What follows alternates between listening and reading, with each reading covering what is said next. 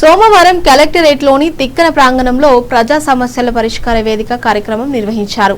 ఈ కార్యక్రమానికి జిల్లా joint collector Mogili Venkateswarlu, DRO Vijay Kumar, జిల్లా పరిషత్ ముఖ్య కార్యనిర్వహణ అధికారి Sridhar Reddy, DRD APD Nagaraju Kumari, DWAMA PD Ganga Bhavani, survey and land records సహాయక సంచాలకులు రఘురామరాజు ప్రజల నుంచి అర్జీలను స్వీకరించారు.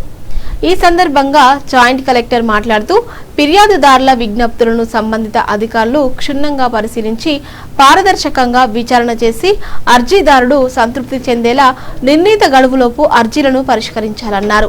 ప్రధానంగా భూ సమస్యలు, ఇతర రెవెన్యూ అంశాలకు సంబంధించి అర్జీలు ఎక్కువగా వస్తున్నాయని, వాటిని పరిష్కరించే దిశగా అధికారులు ప్రత్యేక శ్రద్ధ పెట్టాలన్నారు. పరిష్కరించలేని సమస్యను ఎందుకు పరిష్కరించలేకపోతున్నారో అర్జీదారులకు సవివరంగా వివరించాలన్నారు.